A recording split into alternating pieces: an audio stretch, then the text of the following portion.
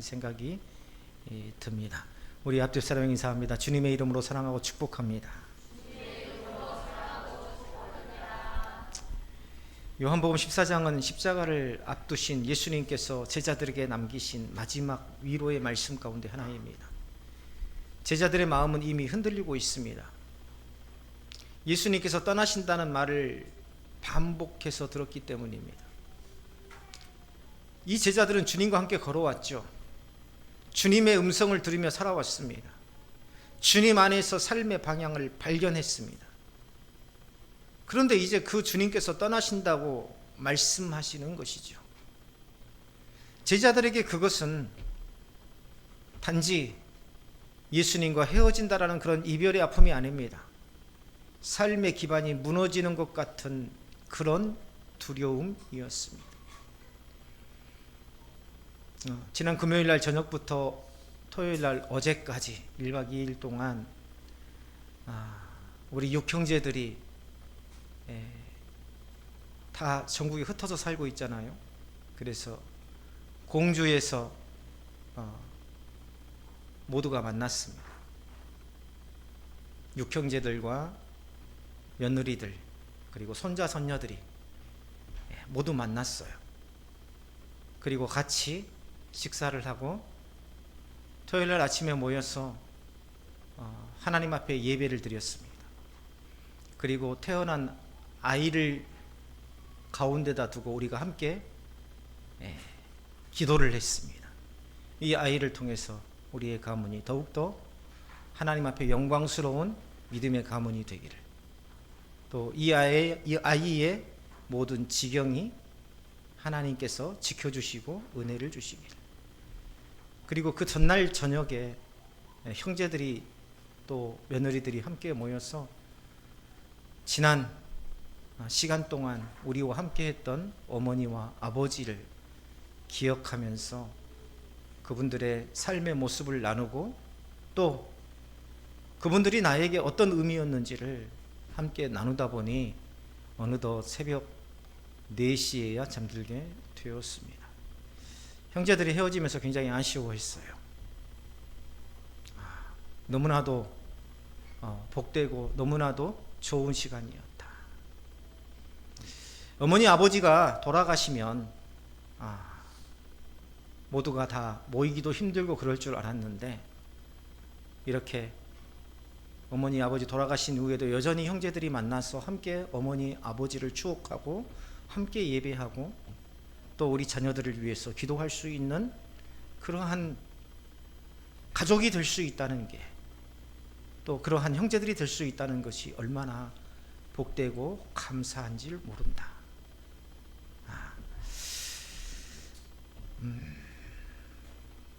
참 부모를 잃는다는 것은, 어떤 분들은 부모가 나이가 참 많으면 호상이다, 오래 사셨다, 장수하셨다, 원도 한도 없겠다 라고 이야기를 하지만요, 부모님을 보내고 난 자녀의 마음을 어떻게 그 한마디의 말로 다 표현할 수 있겠습니까? 믿는 자라도, 물론 우리 부모님이 천국에 계신다는 것은 참 기쁜 일이고 감사한 일이죠. 그러나 이 땅 위에서 내가 오랫동안 부모님을 뵙지 못하고 산다는 것만큼 또 슬픈 일도 없습니다. 지금 예수님의 제자들이 느끼고 있는 게 그거예요. 예수님이 곧 떠나신다고 하니 우리는 어떻게 되는가? 모든 삶의 기반이 흔들리는 것 같습니다. 사람은 붙들고 있던 것이 흔들릴 때에 비로소 자신의 연약함을 보게 됩니다. 평안하다고 생각했던 마음도 작은 사건 하나 때문에 쉽게 흔들립니다. 건강하던 사람이 병원 진단 하나 앞에서 무너지고, 평안하던 가정도 예상하지 못한 문제 하나로 깊은 불안 속에 빠지게 됩니다. 특별히 가족을 사랑하는 사람일수록 염려는 더욱더 깊어지죠. 부모는 자녀를 생각하며 밤잠을 이루지 못하고, 자녀는 연로해지는 부모님을 바라보면서 마음속에 무거운 부담을 느끼기도 합니다. 겉으로는 웃고 살아가지만 마음속 깊은 곳에는 설명할 수 없는 두려움이 자리할 때가 있더라는 겁니다. 우리 어머님이 돌아가시면 어떡하지? 우리 아버지가 아프면 어떡하지? 우리가 잠깐의 헤어짐도 아쉽고 눈물이 나는데 앞으로 내가 이 땅에 사는 동안 그 얼굴을 뵙지 못한다고 하니 얼마나 힘들고 어렵겠습니까? 어버이 주일을 맞이할 때마다 우리는 가족의 소중함을 다시 생각하게 됩니다. 그러나 동시에 가정이라는 공간이 얼마나 연약한 곳인지를 깨닫게 되기도 합니다. 사랑하기 때문에 상처받고 가까이 있기 때문에 더 쉽게 흔들리고, 부모는 자녀를 위해서 모든 것을 해주고 싶어 하지만 자신의 한계를 절감하게 되고, 자녀는 부모를 붙들어드리고 싶지만 시간의 흐름 앞에서 아무것도 할 수 없는, 인간은 서로를 사랑할 수는 있지만 서로의 인생은 책임질 수 없다는 것을 우리는 나이가 들어가면서 살아갈수록 더 뼈저리게 느끼는 것 같습니다. 내가 부모님을 사랑하지만 그러나 그 부모님이 늙어가는 것, 그 부모님이 아프신 것, 그 부모님이 이제 그 수명을 다하여서 이 세상을 떠나게 된 것은 결코 내가 대신해 주거나 막을 수 없다는 것.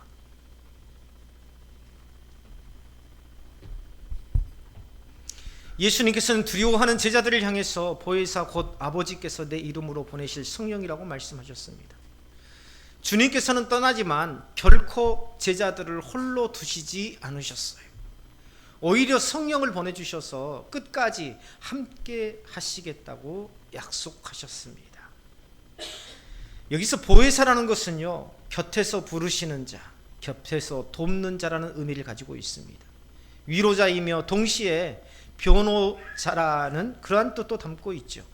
성령께서는 단순히 인간의 감정을 일시적으로 달래시는 분이 아니라 진리 가운데로 인도하시고 흔들리시는 삶의 방향을 바로 잡아주시는 분이시더라. 무엇보다 주님께서 하신 말씀을 생각나게 하시는 분이시더라. 사람은 쉽게 잊어버립니다. 은혜를 경험해도 시간이 지나면 희미해지고 말씀을 들어도 현실의 문제 앞에서 흔들리게 됩니다. 부모님이 떠나가시는 그 장례식에서는 울면서 마음이 무너지는 것 같지만, 그러나 시간이 지나다 보면 어느새 그것도 무덤덤해집니다. 그런데 형제들이 모여서 부모님에 대한 이야기를 나누고, 나에게 부모님은 어떤 의미였다, 또 내가 부모님의 어떤 말 한마디로 인해서 내가 회복되고 새 힘을 얻게 되었다, 내가 자라오면서 부모님이 그 고생하시던 그 모습, 내가 지금도 그것을 기억하면서 내 삶을 허투루 살지 않는다라는 그 말을 하면서 부모님을 추억하고 울던 우리들의 모습, 다시 부모님의 삶을 생각나게 합니다. 다시 부모님이 하셨던 그 소중한 주옥 같은 말들을 우리로 하여금 다시 기억하게 하십니다. 부모님은 계시지 않지만 우리의 마음속에, 우리의 모습, 머릿속에서 그 하셨던 말씀과 삶의 모습들이 다시 되살아난 듯 했습니다. 성령님도 바로 그렇게 역사하십니다.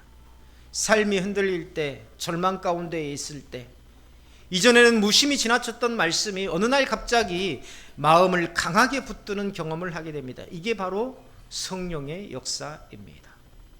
많은 부모들이 자녀를 위해서 좋은 말을 해줍니다. 바르게 살아야 한다, 정직하게 살아야 된다, 믿음을 지켜야 한다라고 권면합니다. 그러나 아무리 좋은 말이라도 인간의 말 자체는 사람의 영혼을 끝까지 붙들 수 없습니다.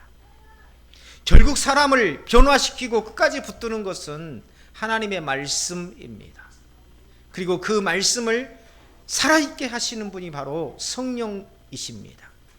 그래서 가정 안에서 가장 필요한 것은 말씀이 살아있는 것입니다.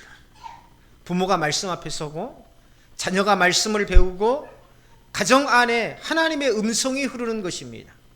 세상은 좋은 교육과 환경이 가정을 지킨다고 말하지만 성경은 말씀과 성령의 역사가 가정을 붙든다고 말씀하고 있습니다. 성령께서는 새로운 계시를 더하시는 분이 아니에요. 이미 주어진 하나님의 말씀을 깨닫게 하시고 삶에 적용하게 하시는 그러한 사역을 감당하시는 분이십니다. 그래서 말씀이 없는 신앙은요, 쉽게 감정 중심으로 흐르게 됩니다. 순간의 열심은 있을 수 있지만 오래 지속되지 못하죠. 그러나 말씀이 깊이 심겨진 사람은 흔들리는 상황 속에서도 방향을 잃지 않더라는 것입니다. 이건 부모에게도 굉장히 중요한 교훈입니다. 오늘날 부모들은요, 자녀에게 많은 것을 남겨주기 위해서 애씁니다. 좋은 환경을 마련해주고 부족함이 없이 키우기 위해 헌신합니다. 물론 그것은 귀한 사랑입니다. 그러나 부모가 자녀에게 남겨주어야 할 가장 중요한 것은 바로 믿음입니다. 오늘 일부 때에도 잠깐 말씀을 드렸지만 어떤 목사님이 화순에 있는 요양병원에 한 권사님을 신방을 가셨어요. 요양병원에 들어가시기 전에 정말 열심히 사셨던 분입니다. 내 편안한 노후를 위해서 열심히 벌고 재산도 어느 정도 모으셨고, 그래서 남부럽지 않게 사셨어요. 그래서 늘 자랑했던 분입니다. 내 노후는 확실해. 나는 흔들림 없는 노후를 마련해놨어. 당신은 노후 준비를 어떻게 하고 있어? 사람들에게 물었던. 그런데 목사님이 신방 가자 그 권사님이 눈물을 흘리면서 고백합니다. 목사님, 내가 이 요양원에 들어오기 전까지는 내 노후 준비를 완벽하게 해놨다고 생각했습니다. 그런데 요양병원에 들어온 순간 내가 했던 노후 준비가 하나도 소용이 없다는 것을 깨달았습니다. 왜냐하면 요양병원에 들어온 순간에 내가 할 수 있는 것은 아무것도 없었기 때문입니다. 모든 권리가 다 누구에게 넘어갑니까? 자식들에게 넘어가더라. 자식들이 안 찾아오고 자식들이 아무것도 안 해주면 해줄 게 할 게 없는 겁니다. 어떻게 할 수 있는 방법이 없는 겁니다. 그 수많은 재산을 가지고 있어도, 그 좋은 보험들을 가지고 있어도 그것이 내 노후에 나를 위로해주고 나에게 평안을 주는 것이 아니더라. 그래서 나는 완벽한 노후를 준비했다고 생각했는데 나는 이 요양병원에 들어오고 보니까 하나도 노후 준비가 안 되어 있더라는 겁니다. 그 말의 의미가 뭡니까? 우리 자녀들을 믿음으로 세우지 못했더라는 것입니다. 믿음 안에서 부모를 사랑하고, 믿음 안에서 부모를 돌보고, 믿음 안에서 부모를 봉양하는 그러한 자녀로 내가 세워가지 못했더라는 것입니다. 부모가 자녀 앞에서 말씀을 붙드는 모습을 보여줄 때에 자녀의 기억 속에 깊이 남게 됩니다. 우리 부모님은 두 분 다 한글을 모르셨어요.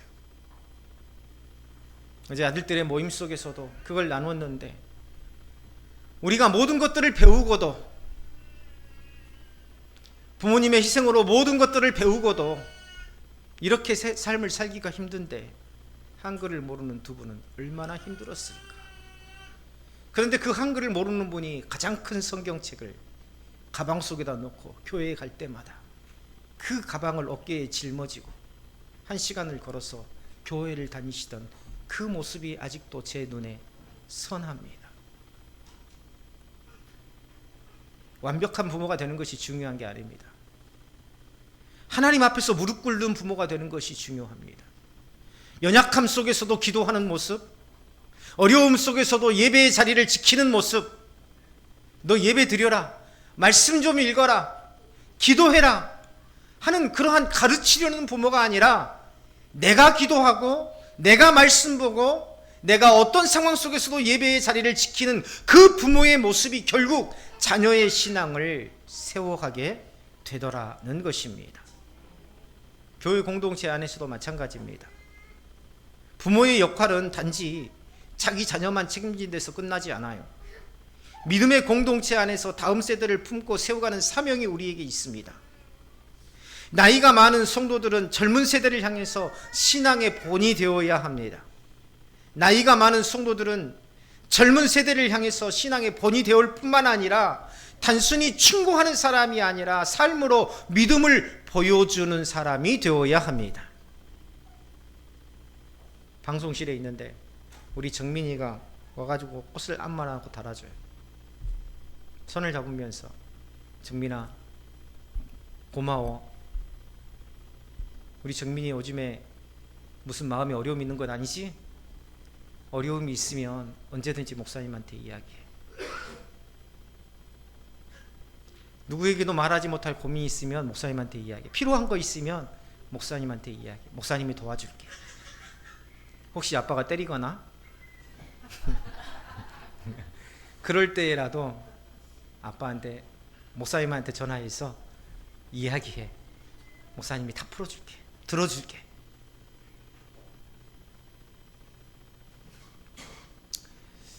우리는요 이런 어른이 되어야 됩니다.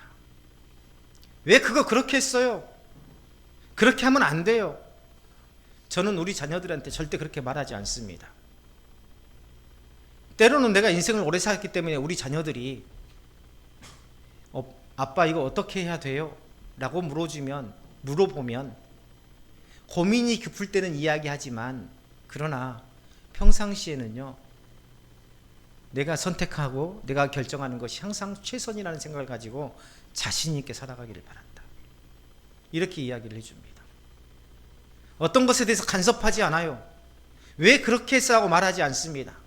왜요? 우리 아이들은 이미 성인이 되었고 항상 자신의 결정에 자신의 선택에 책임질 줄 아는 그러한 인생을 살고 있기 때문입니다. 교회 공동체 안에서도 마찬가지예요. 무엇을 맡겼으면 맡긴 것으로 존중해야 됩니다. 저는 우리 전도사님하고 같이 동역을 하고 있지만 전도사님에게 저는 단 한 번도 목사로서 가르친다는 마음을 가져본 적이 없습니다. 우리 권사님들과 같이 동역하고 있지만 한 번도 저는 가르쳐 본다는 마음으로 권사님들을 대한 적이 없습니다. 저는 목사이지만 저와 함께 예배드리는 이 동역자들을 제가 한 번도 가르쳐 본다라고 생각해 본 적이 없습니다. 저는 제 설교를 하나님의 말씀이라고 생각해 본 적이 없습니다. 하나님의 말씀은 성경에 기록된 이 말씀만이 진리입니다. 목사의 설교는 이 나의 삶 속에서 역사하신 하나님을 나누고 또 내가 말씀을 읽다가 깨달은 그 하나님의 주신 그 깨달음을 나누는 것이 설교죠. 목사의 설교가 하나님의 말씀 자체가 될 수는 없는 것 아닙니까? 함께 말씀을 나누고 함께 삶을 나누며 우리는 함께 가는 동역자입니다. 가정 안에서도 마찬가지예요. 부모는 가르치는 사람이 아니에요. 너 왜 그렇게 하니? 너 혼날래? 이런 부모 밑에서 자란 자녀들은 자신감을 잃어버립니다. 어디에서도 자기 스스로를 자신 있게 드러내는데 굉장히 힘들어합니다. 오늘날 교회 안에서 다음 세대가 흔들리는 가장 큰 이유 중에 하나가 뭔지 아십니까? 신앙의 본을 보지 못하기 때문에 그렇습니다. 말로는 믿음을 이야기하지만 실제 삶 속에서는 세상과 다르지 않는 모습을 볼 때 젊은 세대는 혼란을 느끼게 됩니다. 이게 뭐지? 내가 배운 거하고 저분이 나에게 말했던 거하고 저분이 나에게 보여주는 행동하고는 틀리잖아. 그러므로 교회 안의 어른들은 먼저 하나님 앞에서 진실한 신앙으로 삼가해야 합니다. 예배를 우선하고 말씀을 사랑하고 성도를 품고 섬기는 삶을 살아야 합니다. 그것이 교회 공동체 안에서 어버이로 살아가는 모습입니다. 예수님께서 매우 놀라운 말씀을 오늘 성경에서 주시죠. 평안을 너희에게 끼치노니 곧 나의 평안을 너희에게 주노라. 세상도 동일한 평안을 이야기합니다. 그러나 세상이 말하는 평안은 대부분 조건적입니다. 무엇이 더 있어야 되고 무엇이 갖추어져야 되고 형편이 안정되면 평안하고 문제가 생기면 불안해지고 경제가 흔들리면 마음도 흔들리고, 건강이 무너지면 평안도 함께 사라집니다.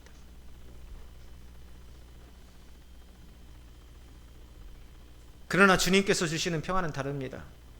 여기서 평안이라는 이것은요, 단순히 갈등이 없는 상태를 말하는 게 아닙니다. 하나님과의 관계가 회복된 상태, 하나님 안에서 누리는 온전함. 우리 육형제들이 모였는데요, 외형적으로는 제가 제일 가난합니다.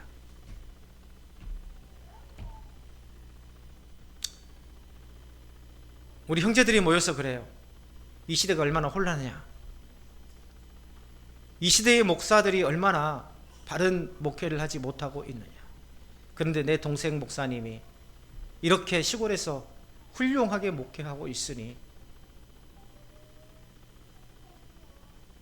끝까지, 은퇴의 그 순간까지 하나님 앞에 정직하고 올바르게 목회할 수 있도록 우리가 힘이 되어줘야 되지 않겠느냐. 깜짝 놀랐어요. 우리 형제들, 우리 형님들에게 그런 이야기가 나오는 것을 보고요. 그러면서 이 교회에서 마음껏 목회하고 나중에 은퇴 후에 힘들고 어려운 삶을 살지 않도록 우리 형제들이 준비해 놓자.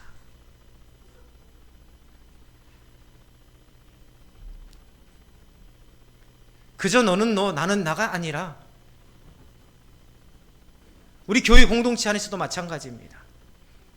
어떤 한 사람이 신앙으로 세워지기까지 그 사람을 세우고자 하는 그러한 몫은 목회자 한 사람만의 몫이 아니에요. 그 사람 자신만의 몫이 아닙니다. 우리 모두가 함께 그 사람이 믿음으로 세워지기를 기도하고 함께 돕고 함께 협력해야 됩니다. 바로 그런 의미에서 한 생명이 천하보다 귀하다고 말씀하시는 거예요. 자신의 삶이 흔들릴 것을 예상하고 자신의 삶이 어렵다면 내가 아무리 바른 지식과 바른 마음을 가지고 있어도 그런 상황 속에서 흔들리고 어려울 수밖에 없습니다. 그런데 우리가 모두가 함께 동역한다면 그 속에서 우리는 늘 방향성을 잃지 않고 바른 길로 나아갈 수 있는 힘과 능력을 얻게 되는 것이죠. 그리스도인의 평안은요, 환경에서 오는 게 아닙니다. 관계에서 옵니다. 제가 형님들에게 은퇴 후에 우리 형님들이 책임져 주십시오 라고 말도 하지 않았고 또 그걸 바라지도 않습니다. 은퇴하고 형님들의 도움을 받을 생각도 없습니다. 그러나 형님들이 그런 마음을 가지고 내가 올바른 목회자로서 바른 목회를 하기를 지지해 준다는 것이 저에게는 얼마나 큰 힘입니까? 다른 분들을 만나면은요, 은퇴 후도 생각해라. 이렇게 작은 시골 교회에서 은퇴할 생각하지 말아라. 내가 은퇴한 목사님들 만나봤는데 정말 불쌍하더라.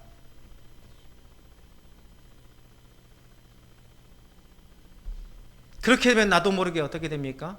근심하고 걱정하게 돼요. 그 어떻게 해야 됩니까? 아, 이런 방법이 있어. 나도 그 길을 따라가게 됩니다. 걱정하지 마. 우리가 함께 책임져 줄게. 바른 목회해. 정직한 목회해. 이 썩어져가는 세상 속에서 정말 빛과 소금의 역할을 감당하는 교회를 세워가려고 자신의 삶을 희생한다는 것 결코 쉽지 않는 일이야. 우리가 같이 동역할게. 이게 바로 우리 모든 그리스도인의 마음이 되어야 되지 않겠습니까? 완벽한 가정이 평안한 가정이 아닙니다. 갈등이 전혀 없는 가정도 없습니다. 중요한 것은 하나님 안에서 서로를 품을 수 있는가 하는 것입니다. 상처를 주고받아도 다시 용서할 수 있고 연약함을 보아도 끝까지 사랑할 수 있는 이유, 하나님께서 먼저 우리를 품으셨기 때문입니다. 어버이 주일은 부모의 수고를 기념하는 날이 아니에요. 하나님께서 가정 안에서 맡기신 사명을 다시 돌아보는 날입니다. 부모는 자녀를 자신의 소유처럼 붙들려고 해서는 안 됩니다. 하나님께 맡겨진 생명으로 바라보아야 됩니다. 자녀 역시 부모를 단지 책임의 대상으로만 보아서는 안 돼요. 하나님께서 내게 허락하신 은혜의 통로로 바라보아야 합니다. 특별히 교회 공동체 안에서 부모 세대는 다음 세대를 향한 책임을 깊이 인식해야 됩니다. 자꾸 나 때는 이야기하지 마세요. 나 때는 그런 것도 못 먹었어. 나 때는 그런 옷도 못 입었어. 나 때는 그런 신발도 못 신었어. 내가 교회 다닐 때는 그런 것도 없었어. 그렇게 이야기하지 마세요. 늘 말씀을 드리지만 우리 세대보다 이제 다음 세대는 더 힘들게 삽니다. 더 힘들게 살아요. 인간성이 상실한 시대. 인간의 어쩌면 존엄성을 잃어버리는 세대. 그 세대에서 정말 우리보다 힘겹게 살아가는 세대가 바로 우리의 다음 세대입니다.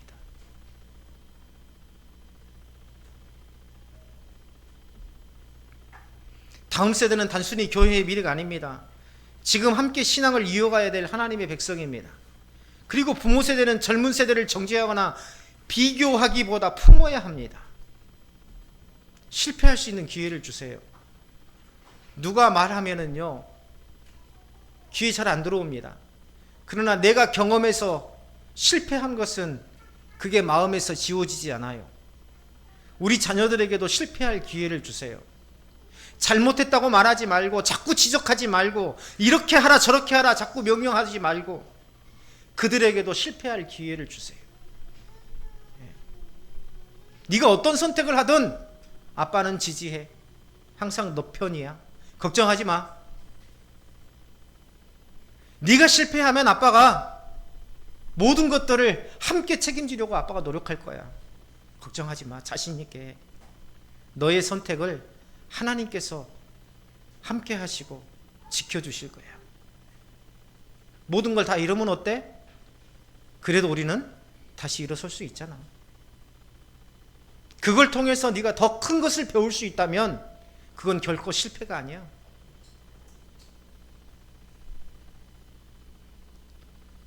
젊은 세대 역시 부모의 마음을 이해하려는 태도가 필요합니다. 완벽한 부모는 없어요. 믿음의 선배들도 연약함이 있습니다. 그러나 하나님께서는요, 완벽한 사람만을 통해서 일하시는 게 아니에요. 우리 부모님이 완벽하신가요? 그렇지 않습니다. 그런데 우리 부모님은 우리 부모님보다 저를 더 훌륭하게 키워놓으셨어요. 저는 완벽하지 않지만, 그러나 내가 지향하는 것은 나보다 더 복되고 아름다운 삶을 살기를 자녀들에게 바란다는 것입니다. 하나님께서는 연약함 속에서도 하나님을 붙드는 사람을 통해서 일하십니다.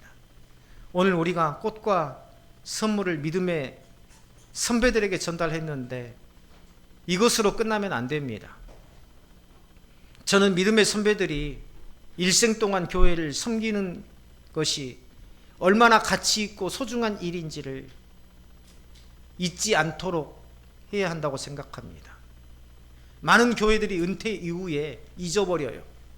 좀 참견하지 마세요. 좀 저리 가 있으세요. 다른 교회로 가든지 교회 안 나오든지 별로 관심이 없습니다.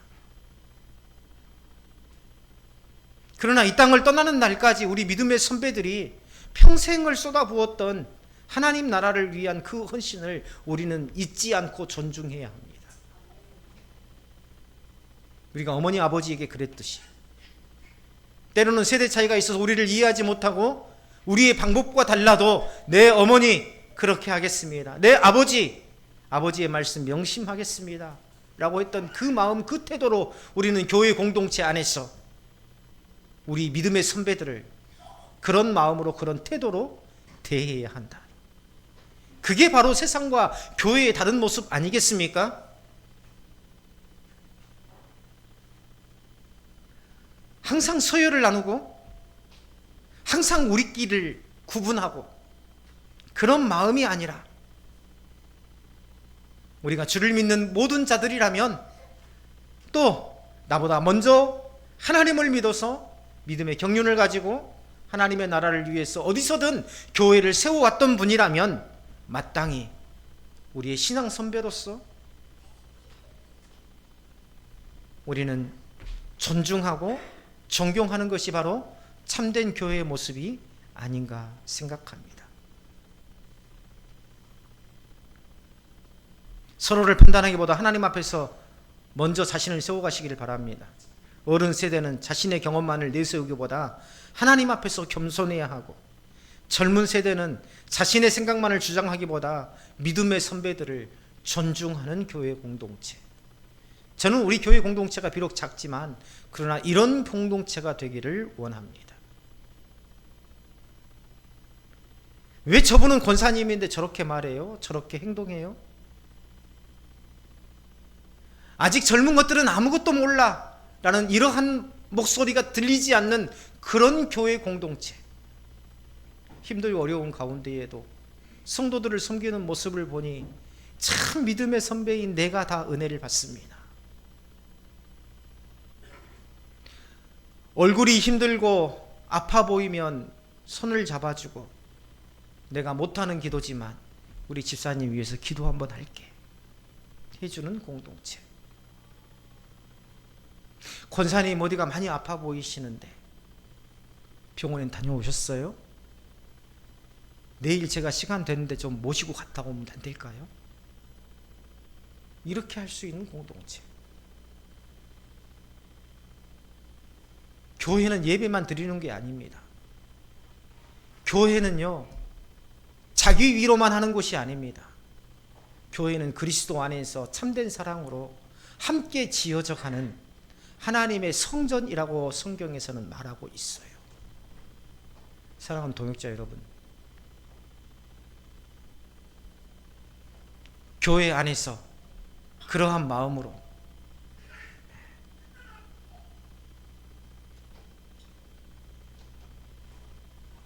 우리가 말과 행동 하나하나가 정말 사랑이 넘치는 교회로 거듭날 수 있기를 주님의 이름으로 축원합니다.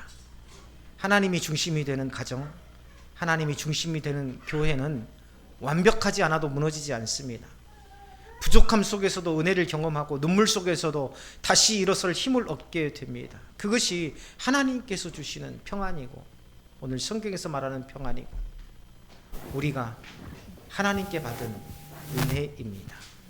오늘 그 평안을 우리의 심령 가운데 가득 채우시기를, 세상이 줄 수 없는 그 하나님의 평안을 가득 채우시기를, 내 노년으로 인한 걱정과 근심, 내 자녀로 인한 근심과 걱정이 아니라 오히려 내 삶을 돌아보고 그동안에 자녀 앞에 했던 내 말과 내 행동들을 돌아보고, 또 자녀는 내가 부모를 위해서 무엇을 했는지, 내가 부모를 어떤 마음으로 대했는지를 돌아보며 서로가 손을 내밀어서 손을 잡아주고, 부모 세대가 다음 세대의 손을 잡아주고, 다음 세대가 부모 세대에게 안겨서 권사님 사랑합니다, 집사님 사랑합니다 할 수 있는 그런 아름다운